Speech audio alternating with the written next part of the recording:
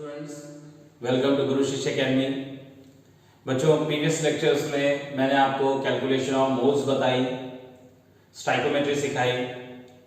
आज के लेक्चर में मैं लेके आया हूं आपके लिए concentration of solutions, concentration terms. बच्चों, अगर आपको कंसंट्रेशन टर्म्स आते हैं तो आपको कई चैप्टर्स में बहुत मदद मिलने वाली है।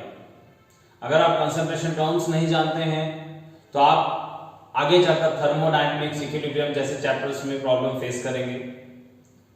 कंसंट्रेशन टर्म्स अगर आपको नहीं आते हैं तो क्लास 12th का चैप्टर सॉल्यूशंस, उसमें आपको बहुत प्रॉब्लम आएगी। तो कंसंट्रेशन टर्म्स सीखना बहुत जरूरी है। कंसंट्रेशन बच्चों हम डिफाइन करते हैं एक सॉल्यूशन के लिए। एक सॉल्यूशन में जनरली दो कंपोनेंट्स होते हैं, one is called solute, another solvent. Solute वो है जिसको हम सॉल्वेंट में डिसॉल्व करते हैं। सॉल्वेंट में जिसको डिसॉल्व किया जाता है वो सॉल्यूट कहलाता है। तो बच्चों, कंसंट्रेशन क्या होता है? इन जनरल कंसंट्रेशन क्या होता है? कंसंट्रेशन होता है एक सॉल्यूशन में सॉल्यूट की कितनी अमाउंट प्रेजेंट है। कंसंट्रेशन का मतलब है relevant amount of solute and solvent, that is called concentration. So concentration is defined as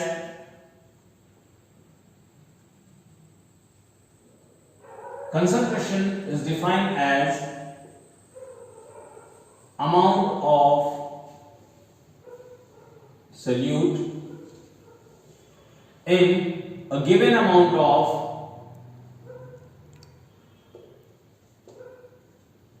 solution or sometimes solvent.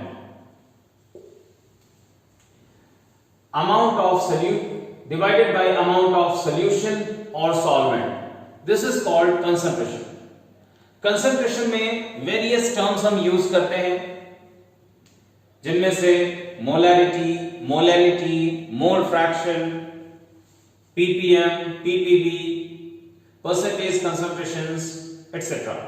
तो हम यहां पर one by one different concentration terms पढ़ने वाले हैं। फर्स्ट कंसंट्रेशन टर्म मैं लेने वाला हूं mole fraction.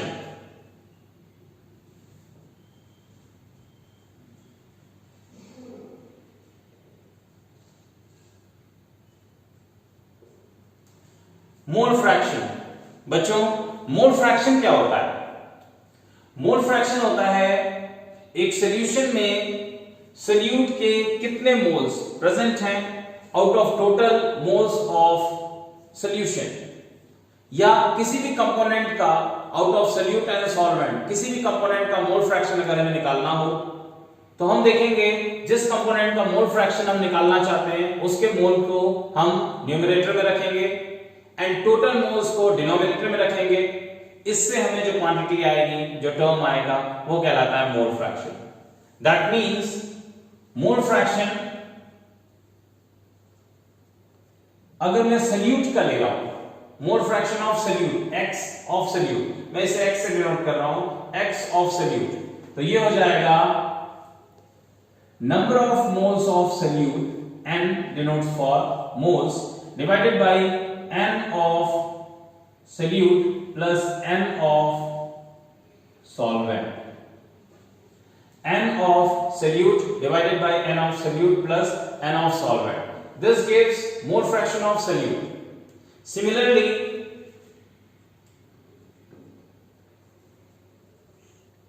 if we want to calculate mole fraction of solvent, mole fraction of solvent will be number of moles of solvent divided by number of moles of solute plus number of moles of solvent.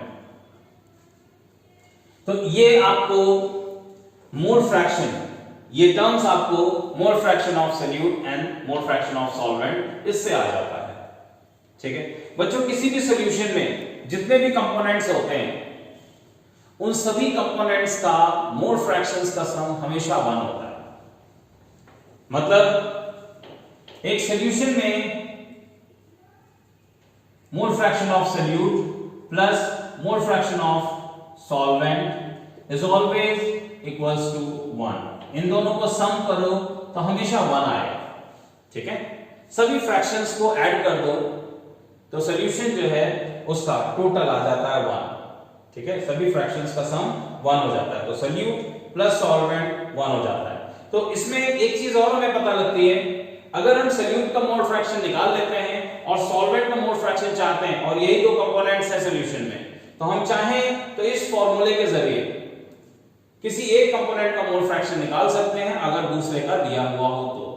For example, अगर हमारे पास solute का mole fraction आपको चाहिए x of solute, solvent का दिया हुआ है, तो 1 माइनस x ऑफ सॉल्वेंट, ये फॉर्मूला यूज करके आप सोल्यूट का मोल फ्रैक्शन निकाल सकते हैं अगर सॉल्वेंट का मोल फ्रैक्शन आपको गिवन हो तो। ठीक है बच्चों, कई क्वेश्चंस में हमें जिस कंपोनेंट का मोल फ्रैक्शन प्रॉब्लम में यूज करना होता है वो नहीं दिया होता है, दूसरे का कंपोनेंट का मोल फ्रैक्शन दिया होता है, तब हम इसको यूज करते हुए एक कंपोनेंट का सॉल्वेंट का गिवन है तो सोल्यूट का निकाल सकते हैं। मोल फ्रैक्शंस कैसे कैलकुलेट किए जाते हैं, इसके लिए हम कुछ एग्जांपल्स देखें। जैसे example, we have 5 moles of NaOH dissolved in 20 moles of water। ये हमें गिवन है 5 moles of NaOH dissolved in 20 moles of water and we need to find mole fraction of NaOH and mole fraction of H2O। ये हम निकालना चाहते हैं। बहुत ही आसान, वेरी इजी क्वेश्चन। क्या करना है आपको,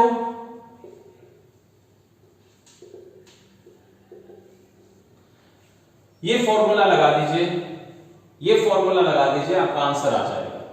जैसे मोल फ्रैक्शन ऑफ NaOH चाहिए आपको,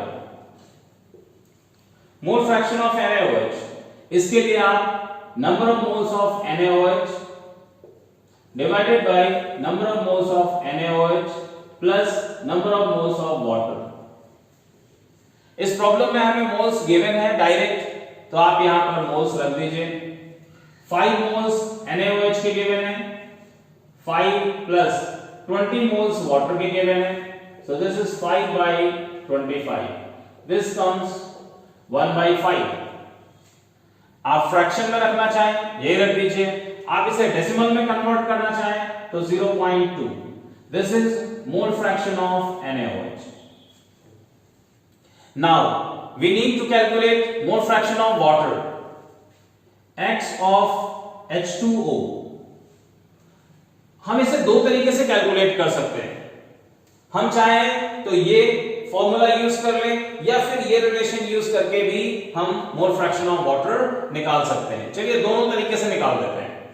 mole fraction of H2O, this will be moles of H2O divided by moles of H2O plus moles of NaOH। this comes 20 divided by 20 plus 5, 20 by 25, so this comes 4 by 5। 4 by 5 fraction में आ जाता है, decimal में निकालना हो तो यह 0.8 आ जाएगा। Another way, as I said, x of H2O will be 1 minus x of NaOH, 1 minus 1 by 5, 4 by 5, 0.8। ये एक तरीका है जिससे आप मोल्स ऑफ NaOH और वाटर गिवन है तो आप यहां पर दोनों के मोल फ्रैक्शन कैलकुलेट कर सकते हो। मेरे हिसाब से बच्चों ये बहुत ही आसान प्रॉब्लम है, इसमें आपको कोई दिक्कत होनी नहीं चाहिए। ठीक है, अच्छा अगर मान लीजिए आपको ये नंबर ऑफ मोल्स मैंने आपको इसमें दे दिए थे, अगर आपको नंबर ऑफ मोल्स ना दिए हो, यही अमाउंट आपको मास के टर्म्स में दी होती, तो क्या आप इसे सॉल्व कर सकते थे? मेरे हिसाब से कर सकते थे, क्योंकि हमने मास से मोल्स निकालना प्रीवियस लेक्चर्स में सिखाया हुआ है। अगर आपको ना आता हो हम गिवन मास से मोल्स कैसे निकालते हैं, तो आप मेरे प्रीवियस लेक्चर्स जो है रेफर कर सकते हैं। फ्रॉम लेक्चर 1 टू लेक्चर 7 आपको मोल्स की कैलकुलेशन आ जाएगी। ऑलराइट, अब बच्चों देखते हैं एक और एग्जांपल। इस एग्जांपल में आपको मास गिवन है सॉल्यूट और सॉल्वेंट का, तो मोल फ्रैक्शन कैसे निकालेंगे ये हम यहां पर सिखाने जा रहे हैं आपको। 30 gram urea NH2CONH2, 30 gram urea dissolved in 90 gram water H2O. Then find X of NH2CONH2, that is urea. इस प्रॉब्लम में हमें यूरिया का मोल फ्रैक्शन निकालना है, केवल यूरिया का ही निकालना है, बाकी आप चाहें तो वाटर का भी निकाल सकते हैं बाद में। तो हमें यूरिया और वाटर दोनों के अमाउंट गिवन है, ग्राम्स में गिवन है इस बार, और आपको यूरिया का मोल फ्रैक्शन NH2CONH2 इसका मोल फ्रैक्शन निकालना है।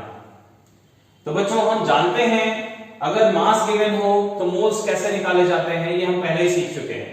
तो यहां पर हम अप्लाई करके देख लेते हैं। बच्चों सबसे पहले मैं यूरिया के मोल्स निकालूंगा, NH2CONH2 मोल्स का फॉर्मूला क्या होता है? Number of moles given mass divided by molecular mass, given mass in grams divided by molecular mass. So 30 gram urea is there and urea का molecular mass कितना होता है आपको आता है कैलकुलेट करना, हमने पहले से आपको सिखाया हुआ है 60। इसका molecular mass आप कैलकुलेट कर लीजिए। molecular mass कैलकुलेट करना भी मैं प्रीवियस लेक्चर्स में सिखा चुका हूं। NH2CONH2 इसका molecular mass आएगा 60। So this comes 1/2 0.5 0.5 moles urea क्या जा रहे हैं। इसी तरह से बच्चों N of H2O वाटर, इसके मोल्स निकाल लीजिए। वाटर के moles mass is 90 gram divided by molecular mass of water, how much? 18। Very easy, 5। So 5 moles of water are there, 0.5 moles urea is there. So mole fraction of urea, now X of NH2CONH2 will be N of NH2CONH2 divided by N of NH2CONH2 plus N of H2O। Values रख दीजिए आप। This is 0.5 plus 5, so this is 0.5 divided by 5.5, this comes 1/11। so we have mole fraction of urea 1/11। Similarly, if we want to calculate mole fraction of water, although इस problem में आपसे पूछा नहीं है, but अगर आपको मोल फ्रैक्शन ऑफ वाटर निकालना हो तो आप बहुत आराम से मोल फ्रैक्शन ऑफ वाटर निकाल सकते हैं। आपके पास फिर दो तरीके हैं, आप चाहें तो दोनों के मोल्स कंसीडर करते हुए इसके मोल फ्रैक्शन को कैलकुलेट कर पाएंगे, या फिर आप सेकेंड मेथड से मोल फ्रैक्शन ऑफ वाटर निकाल सकते हैं। मोल फ्रैक्शन ऑफ वाटर अगर निकालना हो X of H2O इसी प्रॉब्लम में, तो हम क्या करें? 1 minus X of यूरिया, ये आप अप्लाई कर दीजिए, आंसर आ जाएगा। सो 1 minus 1/11 This comes 10/11. 10/11. This is mole fraction of water. बच्चों, जैसे मैंने आपको ये दो प्रॉब्लम्स करके बताए हैं, इसी तरह से मैं चाहता हूं आप यहां पर दो क्वेश्चन सॉल्व करें और मोल फ्रैक्शन निकाल के मुझे कमेंट्स में मैसेज करें। इसका आंसर आप मुझे कमेंट्स में दीजिएगा। मैं दो प्रॉब्लम्स आपके लिए दे रहा हूं। 2 moles of HCl dissolved in 5 moles of H2O. So you have to find X of HCl and X of H2O. Alright, बहुत आसान क्वेश्चन है, एग्जाम्पल 1 की तरह। Question number 2,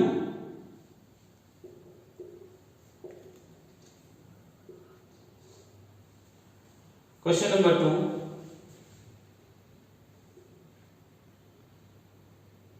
9.8 gram H2SO4. 9.8 gram H2SO4 is dissolved in 36 gram water. You have to find mole fraction of H2SO4 and mole fraction of H2O.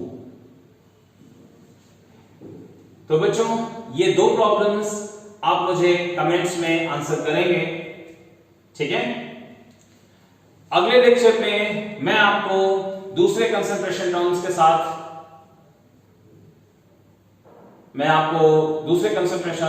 सिखाऊंगा, ठीक है? Thank you for watching.